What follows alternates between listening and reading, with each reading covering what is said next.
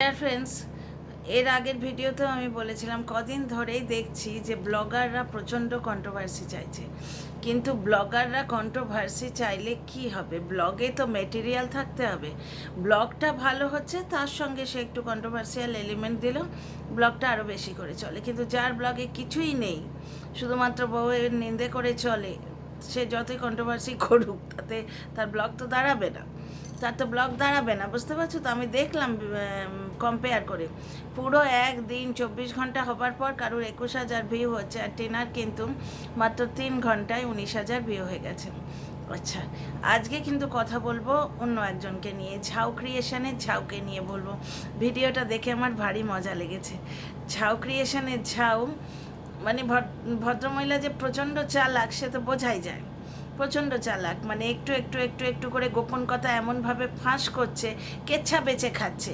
ওই জন্যই তো আমি বলি জলনদীপের দৃষ্টান্তমূলক শাস্তি হওয়া উচিত। না হলে কি জানো তো, ওয়াইটিতে ধীরে ধীরে এই ধরনের ট্রেন্ড শুরু হয়ে যাবে। ইন্দিরার থেকে যে ট্রেন্ডটি শুরু হয়েছে, যেটা থেকে ইন্সপায়ার্ড হয়ে জলনদীপে নোংরামোটা শুরু করেছিল, এবার যে যেরকম রতনে রতন চেনে, সরে চেনে কচু, বুঝতে পারছো তো? কেউ রবীন্দ্রনাথ বিদ্যাসাগরকে দেখে ইন্সপায়ার্ড হয়, আর কেউ ইন্দিরাকে দেখে ইন্সপায়ার্ড হয়, যে যেমন। এবার সে যেমন ইন্দিরাকে দেখে ইন্সপায়ার্ড হয়ে ঘরের নোংরামো করতে বসেছিল, ঘরের গল্প বলতে বসেছিল, কেচ্ছা বিক্রি করতে বসেছিল, এবং কেচ্ছা বিক্রি করার জন্য ভার্চুয়ালি সে কেচ্ছাটাকে সে বানিয়েছিল, কারণ তাদের জীবনের মধ্যে কোনো রকম কিছু ছিল না। প্রথম দিন থেকেই তাদের এমনকি তার পোষা দালাল, তৎকালীন দালাল, সে দালাল এখন চাকরি করিয়েছে, কিন্তু সে দালালের একটি জিনিস বলতে হবে ভাই, যার যেটা গুণ সেটা বলতে হবে। এখনও পর্যন্ত চাকরি হারাবার পরও সে পুরনো মালিকের প্রতি বফাদারি ছাড়েনি।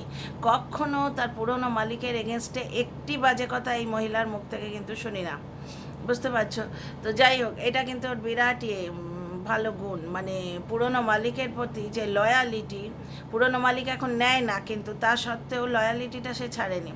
তো যাকে ফিরে আসি, তা সেই দালাল কিন্তু বলেছিল যে এদের মধ্যে কোনো দিন স্বামী স্ত্রীর সম্পর্কই ছিল না, এদের মধ্যে কোনো সম্পর্কই ছিল না।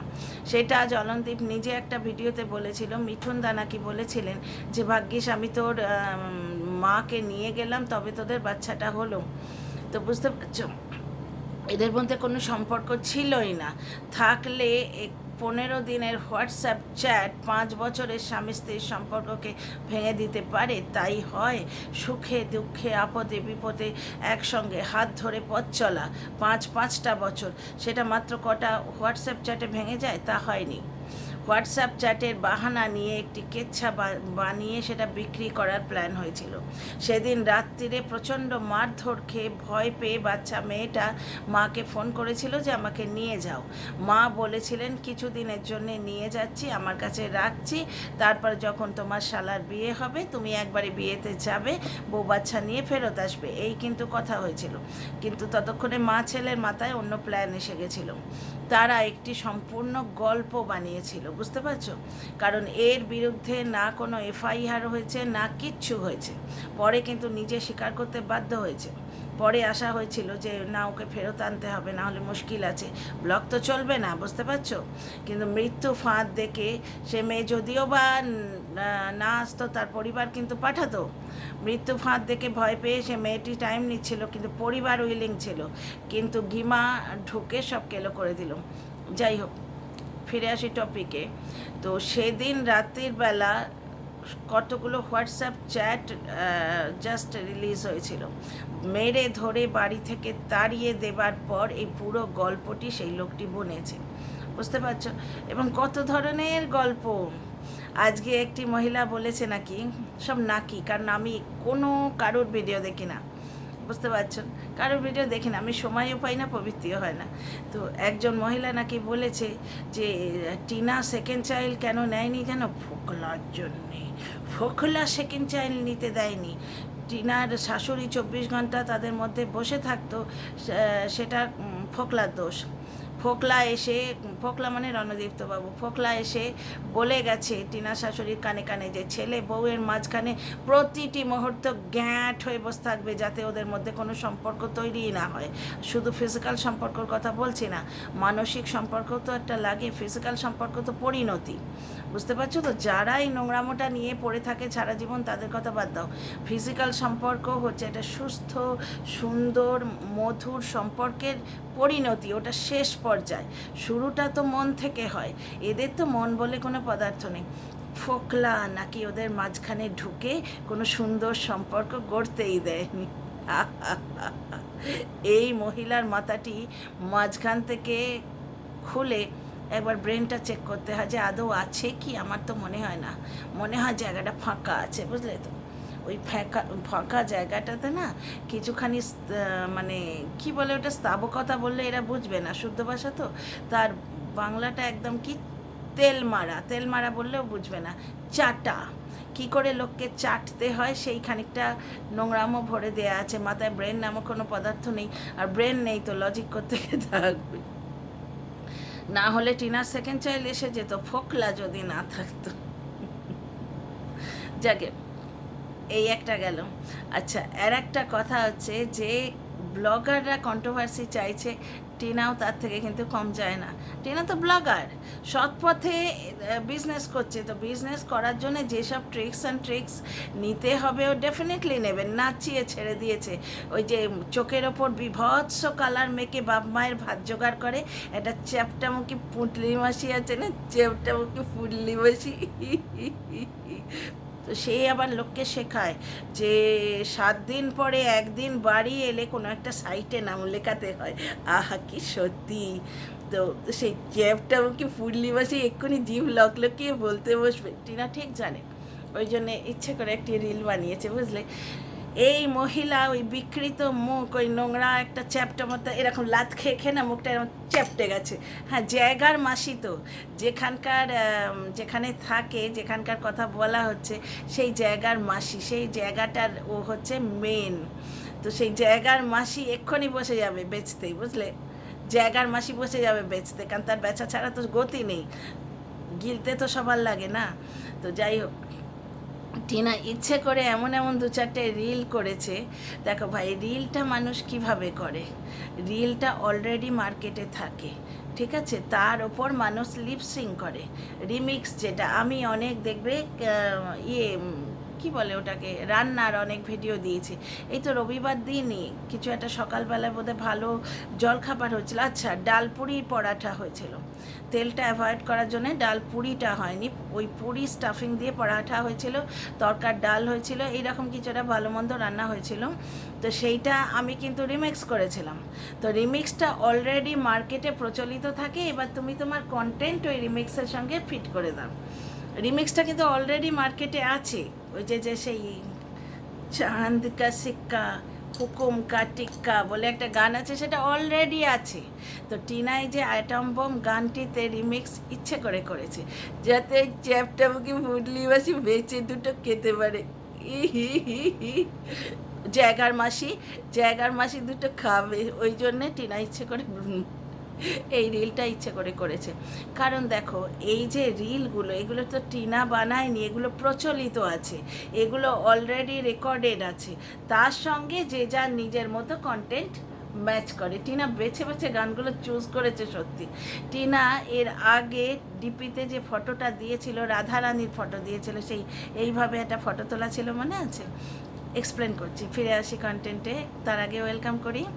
Dear friends, welcome back to my channel, my world of words. আমি সৌমি, আমি আপনাদের সবাইকে আমার চ্যানেলে ওয়েলকাম করছি। তো ডিয়ার ফ্রেন্ডস, ব্যাপারটা হচ্ছে যে এর আগে ওই রাধারানীর ফটোটা যেদিন দিয়েছিল, তখন কিন্তু ওর বিয়ের মাত্র 2 বছর না 3 বছর হয়েছে। ওর তার চোখে মুখে নানা রকমভাবে রং মাখিয়ে, মানে পার্লারে গিয়ে খুব সুন্দর করে মেয়েটিকে সাজানো হয়েছিল, এবং রাধা রানী বানিয়ে ভার্চুয়ালি তাকে রাস্তায় ছেড়ে দিয়েছিল তার বর, রোজগার করে দেওয়ার জন্যে। সেই ভিডিওর নিচে সে কমেন্টগুলো যদি আমি পড়ে আপনাদের শোনাতে পারতাম, এগুলো টিনার বিয়ের 2-3 বছর পরে মাত্র, বাচ্চারা সবে হয়েছে। প্রচুর রিল, প্রচুর ডান্স ভিডিও, যেগুলো থেকে এখনও পয়সা আসছে, এবং সেই পয়সা দিয়ে গিলছে ওই লোকটা সেই পয়সায় গিলছে, বুঝতে পারছো? টিনার ছেলেকে নিয়ে পালিয়েছে সেই পয়সায় পেট্রোল করে, সেই পয়সায় পেট্রোল কিনেই পালিয়েছে। বহু রিল রয়েছে, বিবাহিত জীবনের বহু রিল রয়েছে। না রিল করলে ভার্চুয়ালি কাঁচা কাঁচা খিস্তি দিয়ে গালাগালি করতো ওই লোকটা। এইটা কিন্তু আমরা টিনার ব্লগ থেকে, এবং টিনার হয়ে যিনি ভিডিও করতেন, যিনি টিনার হয়ে ভিডিও করতেন, যার চ্যানেলটা সব থেকে বড়ো ছিল, তিনিও বলেছেন।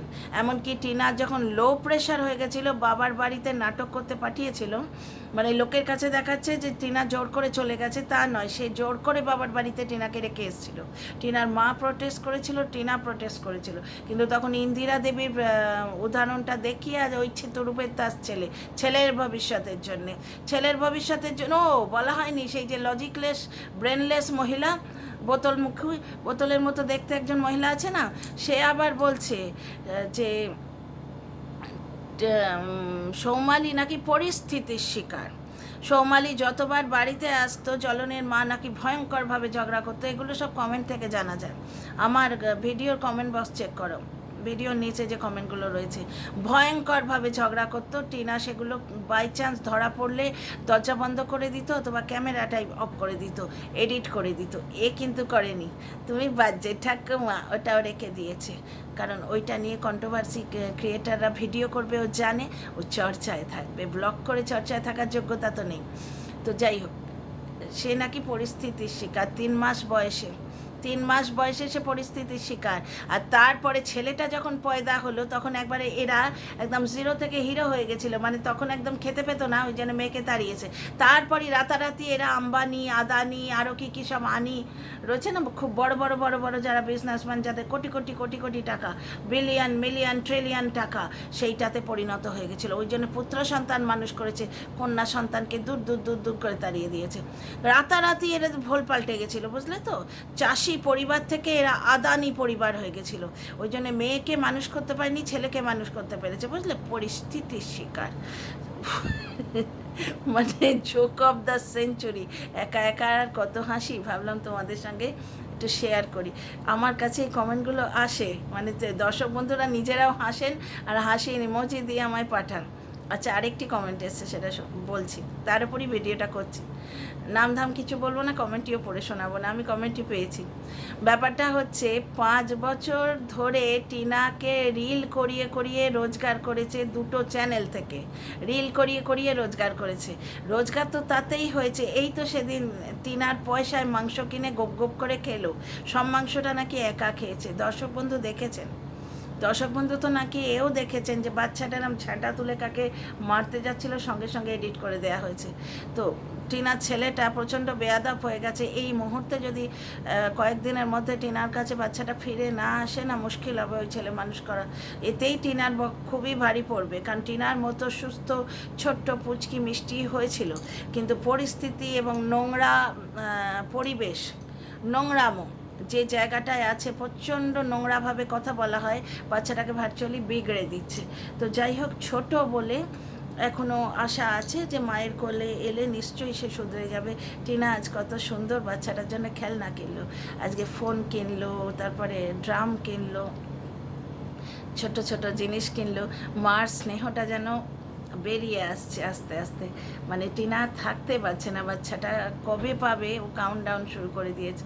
যাই হোক, পালিয়ে গিয়ে তো লাভ নেই, আইন কান ধরে টেনে আনবে। তো যাকে ফিরে আসি টপিকে, তো ওই যে টিনার টাকায় চিকেন কিনে রুটি দিয়ে খেয়েছিল, এবং টিনার বিয়ের আগে চ্যানেলে সেটি পোস্ট করেছিল, 2 দিন না 3 দিনে সেটার 19,000 না 12,000 ভিউ হয়েছে, যেখানে টিনার কিন্তু 3 ঘন্টায় ওই ভিউটা হয়ে যায়। সুতরাং এত দিন, এই 5 বছর ধরে ওই লোকটা টিনাকে দিয়ে রিল করিয়ে খাচ্ছিল। কত রিল ঘুরে বেড়াচ্ছে দেখো, বিয়ের আগের, মানে বিয়ের সময়ের রিল। আর এখন রিল করেছে বলে কীরকম নোংরা কমেন্ট করছে, নাকি বাজারের মেয়েটি না ইচ্ছে করে করেছে, কারণ জায়গার মাসি, জায়গার মাসি, সে আবার চোখের ওপর কত রকম রং ঢং লাগায়। অ্যাকচুয়ালি সে টিনাকে নকল করতে গেছিল, পারেনি, বুড়ি সেজেছে ছুঁড়ি, ছুঁড়ি সেজেও কিছু করতে পারেনি, বুঝতে পারতো? জায়গার মাসি তো, জায়গার হেড। তো এইরকম একটা কমেন্ট আমি পেয়েছি, এইরকম নাকি জায়গার হেড যে, সে নাকি এরকম কমেন্ট করেছে। তো টিনা জানে এই রিলটি করলেই এই জায়গার মাসি আর জায়গার মাসিদের মতো অনেক আরও রয়েছে, তারা সব বসে পড়বে ওই রিলটি নিয়ে ক্রিটিসাইজ করবে। এবার টিনার দয়ার শরীর দেখছো তো, দয়ার শরীর, ও তো সেই লোকটার পরকীয়া পার্টনারকেও বাঁচাতে গেছিলো। তা করুণাময়ী মেয়েটা ইচ্ছে করে এই ধরনের আইটেম বোম, এই ধরনের গান ও শ্যুট করেছে। ভাই ব্লগার, সে তো কন্ট্রোভার্সি চাইবেই, আর ঠিক জানে জায়গার মাসি চোখে এত বড় বিভৎস আইশ্যাডো, মাই গুডনেস, দেখলে বমি পেয়ে যাবে। রাস্তার কুকুর ল্যাজ তুলে পালায়, একে তো এরকম চ্যাকটি মার্কা মুখ, ভয়ঙ্কর মুখ, তার মধ্যে ওই ভিকিরিগিরি, তার মধ্যে ওই গালাগালি, তার মধ্যে ওইরকম নীল সবুজ কেলে, কার কাছ থেকে চেয়ে এনেছে আইশ্যাডো কে জানে। তার আইশ্যাডোর প্যালেটে বোধহয় ওইটুকু লেগেছিল, খুঁড়ে খুঁড়ে লাগিয়েছে, লাগিয়ে ভয়ঙ্কর এরম এরম করে রিল দিয়েছিল না, সেই জায়গার মাসি বসে পড়বে তো, কামাবে, কামিয়ে খাবে। তো টিনা জানতো, ওই জন্যে জেনে বুঝে ওই আইটেম বোম রিলটা করেছে। ব্যাপারটা হচ্ছে ব্লগার তো, সে কন্ট্রোভার্সি ছুঁড়ে দিয়েছে। জলনদীপ বাঁশ নিয়ে, বাঁশ দেখিয়ে, বাঁশ খেয়ে কিছুই করতে পারলো না, আর একটু কোমর হেলিয়ে কত কন্ট্রোভার্সি আদায় করে নিল দেখো। প্রত্যেকটা কন্ট্রোভার্সি ক্রিয়েটারের মুখে টিনার ওই অ্যাটম বোম না আইটেম বোম কি একটা আছে। এবার ভার্চুয়ালি 5 বছর ধরে টিনার ওই দুটো চ্যানেলে টিনার অজস্র রিল ঘুরছে, এবং সেটা ওর হাজব্যান্ড দাঁড়িয়ে ডান্ডা দেখিয়ে দেখিয়ে করাতো ওকে দিয়ে, বুঝতে পারছো? সেই রিলগুলো ওর হাজব্যান্ড ওকে দিয়ে করাতো। এখন যেহেতু ও বাপের বাড়িতে আছে এবং মা টিনার নাম ভ্যালুতেই, টিনার নাম ভ্যালু রয়েছে, ফেস ভ্যালু রয়েছে, এটা তো ঘটনা। মা এগিয়ে আসছেন, মা শিখছেন, কারণ কি মার কাজ এখন অনেকটা হালকা হয়েছে, টিনা রয়েছে, তার উপর বৌদি এসছেন, শাশুড়িও রয়েছেন, সবাইকে ম্যানেজ করে তিনি যদি একটি কনস্ট্রাকটিভ কাজ করতে পারেন। তিনি কোনো সাইটে তো আর নাম দেখাননি। ওনার হাজব্যান্ডও তো শুনেছি ভোটের জন্য অন্য জায়গায় কত ডিউটি করছেন, তাই না? উনি কিন্তু নিজের পাস টাইমটা কীভাবে বিজি রাখছেন না, কনস্ট্রাকটিভ জিনিস করে সুন্দর সুন্দর ক্রিয়েশন করছেন। টিনার মা যে রিলগুলো করেন সেগুলো তো অলরেডি রেকর্ডেড, উনি জাস্ট লিপসিং করেন। 1000টা রিল ঠিক ওই ধরনের কিন্তু রয়েছে। এরা যারা বলছে মুখ নেড়ে না, এরাও বিভৎস রিল করে, অ্যাকচুয়ালি এরা পারে না। টিনার মতো মিষ্টি সুন্দর একটা ফেস চাই আর ট্যালেন্ট চাই, তো সেই বলে না আঙুর ফল টক, তো এই কি আইশ্যাডো মাসির আঙুল ভরটা বড্ডই টক লেগেছে। আর টিনা জানতো এই পুণ্ডলি মাসি এক্ষুনি বসবে, আইটেম বোম মার্কেটে হিট হলো না হলো, পুণ্ডলি মাসি বসে যাবে বেচতে, বেচে খাবে তো। এখন তো আবার একজনকে বেচার লোকটা সে নেই শুনছি। এখন টিনা এই 2-4টে রিল দাও মা, মানুষ মেরে কি লাভ, না খেতে পেয়ে মরবে মা, এরকম 2-4টে রিল তুমি করো। তো এইবার ফিরে আসি আর একটা টপিকে। ঝাউ ক্রিয়েশনের ঝাউ আজকে ভার্চুয়ালি ননদের অসুস্থ ছেলেটাকে 5,000 মাত্র টাকা দিয়েছিল, 5,000 মাত্র টাকা দিয়েছিল। সেই 5,000 টাকার খোঁটাটা কিন্তু ভার্চুয়ালি আজও দিয়েই দিল। সেই দর্শকদের ঘাড়ে বন্দুক রেখে অনেক কমেন্ট পাচ্ছে। দেখো আমি কিন্তু অনেক খবর জানি, আমরা প্রত্যেকেরই লাইফে কিছু না কিছু আছে, আমরা প্রত্যেকেই কিছু না কিছু জানি। কে কটা বলতে আসি বলো তো? আমরা যদি ধরে নিই যে কিছু কথা বলবো না, তো বলবোই না। মানুষের লাইফে একটা এথিক্যাল ভ্যালু থাকে, যে যতই উস্কাক। এই যে জায়গার মাসি, এই আইশ্যাডো মাসি, এই আইশ্যাডো মাসি কম উস্কাচ্ছে, কম উস্কাচ্ছে। আমার দর্শক বন্ধুরা বলছে প্রত্যেক দিন তোমার পায়ে প্রণাম করে, প্রত্যেক দিন তোমার নাম জপ করে, না হলে ওর ভিডিও চলে না, প্রত্যেক দিন তোমাকে কন্টেন্ট করে। আমার দর্শকরা এসে বলছে আমি কোনো দিন আইশ্যাডো মাসিকে দেখতে যাই? আরে তুই তো পুণ্ডলি বেচে যত খা, আমার কি এসে যা?